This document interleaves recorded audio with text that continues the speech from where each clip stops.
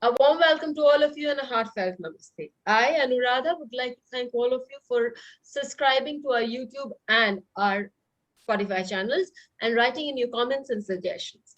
If you have not subscribed to our Spotify channel, please do so that you can listen to all the videos in the audio form at one place in one go. Sir, a warm welcome to you, sir. Today, it's a pleasure to get Chandrasekhar Sharma ji on board because his book on Bhavarth Ratnakar is also being published. Sir, first and foremost, congratulations to you for on publishing of your book, sir. Yeah, it is under publication. Yeah. Okay, sir. So, when it comes out, do let us know about it, sir. So, Bhavarth Ratnakar, before I begin, please can you tell us something about Bhavarth Ratnakar, sir? See, Bhavartha Ratnakar, by its very name, talks about the meaning of bhavas, the ocean of meaning of bhavas. What do bhavas represent, how they manifest, and how we should try to analyze them in a chart, is what Right. is said. Now, does it mean it only is limited to bhavas? No. Obviously, the planets owning those bhavas, their karakatvas and everything. And the science is being looked at from a different point of view by the great Ramanujacharya is the author of the book. Right. It has a long list of various things about vehicles, about tests, about the spouse, and so many other things. They are divided into different chapters. It is, though it's a slim book, it has too many shlokas. I mean, unlike Laghu Parashari, which has about 47 or 49 shlokas, this is a more number of shlokas. But every time the lagna is given importance because bhavas arrives from the lagna. Lagnas, So the yes. first chapter is about Mesha Lagna, Vrishabha Lagna, and then it is not in a particular order. Like a made to order book has a very systematic way of putting things. Like that, if I talk about Mesh Lagna, then I talk about everything related to Mesh. No. In case of Dhanu Lagna, you might find only 3 or 4 aphorisms. Hmm. Because this is Ratnakar, na? See the gems from the ocean. This Ratnakar refers to the fact of Lord, the gods and the demons, so called. I would not call them demons, but their counterparts, let us put it Hmm. that way, that is better.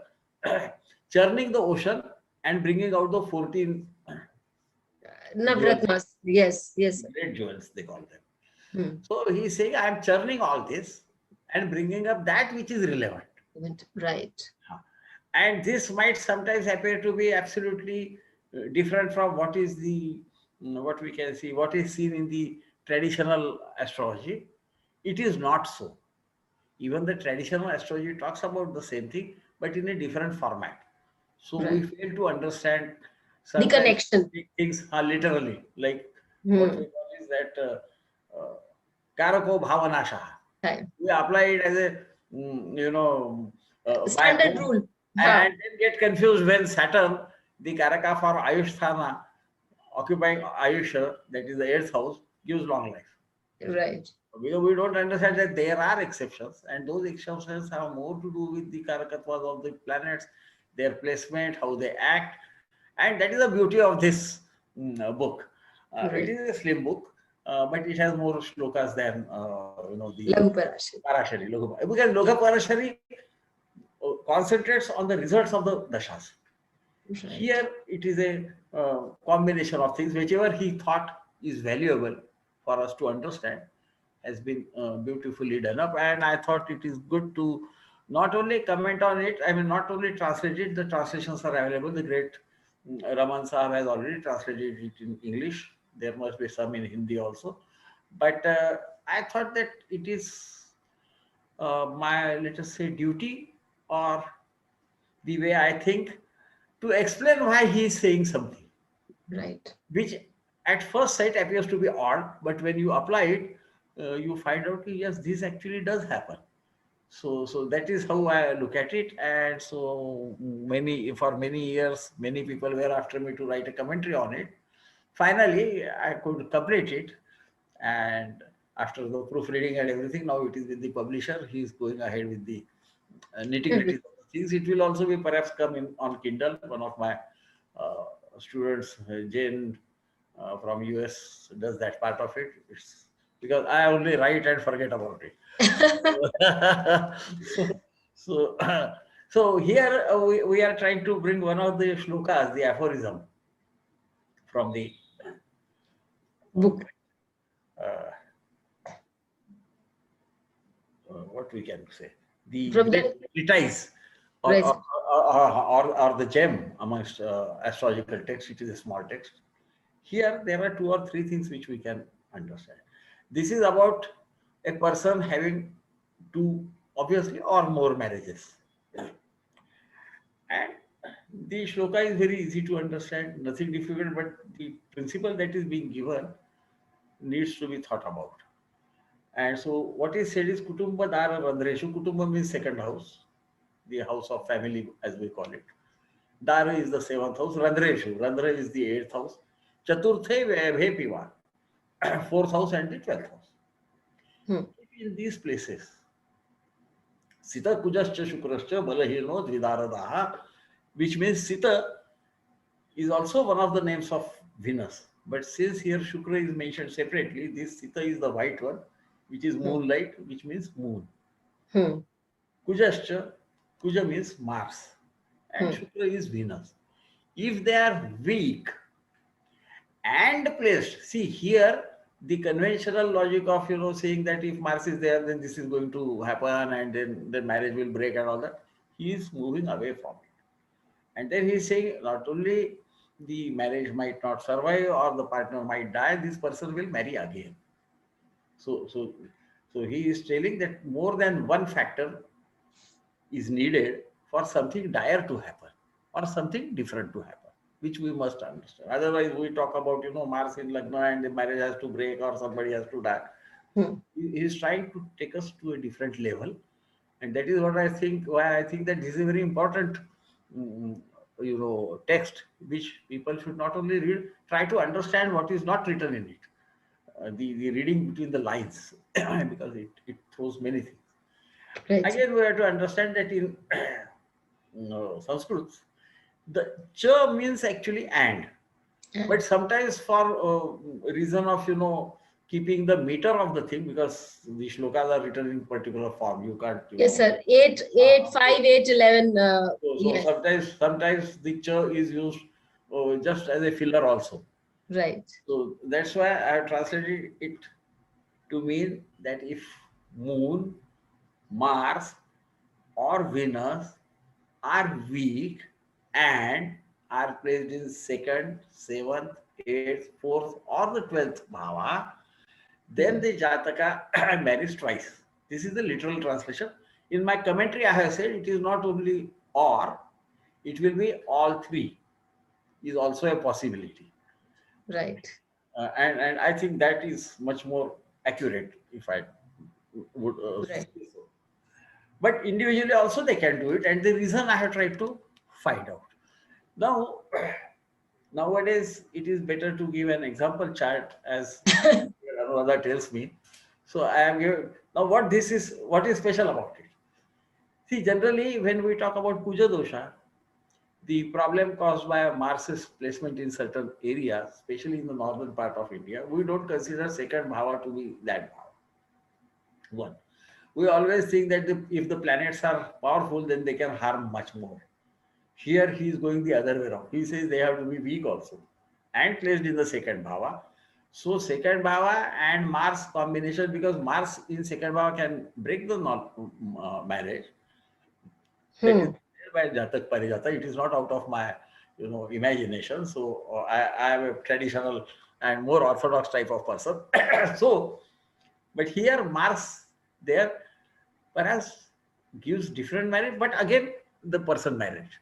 That might be the idea behind it. Now this is the chart of the great Michael Jordan.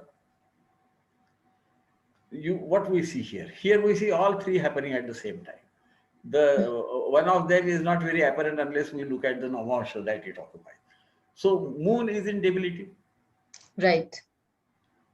also afflicted by Rahu, so he is weak. He is Right. placed in Mars. Moon himself is in debility, placed in Hmm. the sixth. Hmm. Venus is placed in the seventh bhava.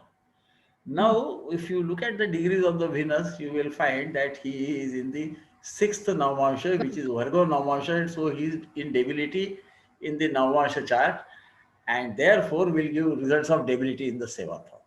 So what happened? Did he marry twice? So let us check. And what we see is because of this, he married Juanita in September 1989 or so, divorced on 29 December 2006, when the dashas of Venus, Ketu acts like Mars, Yes. Saturn, because the reverse principle is there. If two consecutive, Right, like we studied in Laghu Parashari. as we studied in Lagupari, and Venus. This was the Prana Dasha when their marriage broke. On 27th April 2013, he married Yvette Prieto. When Moon, Mars, Jupiter, and Shani Pranadasha were running. So the entire concept is clear. Remember that Jupiter happens to be the Lord of the Seventh. Yes. So he has authority of giving marriage to the great. The person concept. So this is an interesting subject. This is more so because this is talking about weak planets. Now, why these planets are chosen is something to be understood. Moon represents lust. People don't understand. They only look at it as mother or watery planet and a soft planet, but it is also called lusty. If Yes, you sir. Go to his. Yes, sir. With the stories, yes, from the Puranas, yes. Yeah, Puranas, and even otherwise, he is called lusty in the standard Right. text. People try to, skip over it. Right. Venus represents semen. Right. Mars represents the vigor. Yes. Because you see, he's commander in chief, and commander in chiefs and army and sex is not unknown to people. Right. And he has the ability to damage something. If he's at some place, he's placed in the second bhava of Kutumba, the family. So after marriage, a family does break. Right. But this is the beauty of this shloka, that all of them are weak. We think that powerful malefics will damage powerfully. Here it is the other way around. And this is the beauty of Bhavartha Ratnakar. Nobody thinks about it. That Venus placed, why should the marriage break? No, he can break if he is weak. He is Karaka for marriage. Marriage. Rather spouse. More so the spouse. He represents semen, whereas Mars represents the ova. So we have to understand what is happening here. So the male and female both are afflicted. Yes. And marriage is generally between people of different sexes. And even if they are within the same sex, they would have different way of thinking. In modern times, we must talk about it. We should not shy away from what is happening in the world. And Moon is there. Moon is the mind. Yes. Now, this weak mind might not allow the marriage to sustain. This idea behind it is how I look at it, and that is what I tried to explain. Thank you so much, sir. It's a very beautiful thing. And here, sir has shown us categorically that, as he said, that we always think that a malefic, which is very strong, is the one that can give you, cause harm to you. But it's not the case, as always. The thing is, a malefic is a malefic. Even if it is weak, it does have a tendency, it does have the ability to cause harm. In this case, we saw how Venus, Mars and Moon combination in debility. Moon is definitely benefic, and so is Venus. But Venus, because by virtue of debility in the seventh house, gives away the marriage. So Bhavat Ratnakar is a book. And not only gives away the marriage, makes him marry again.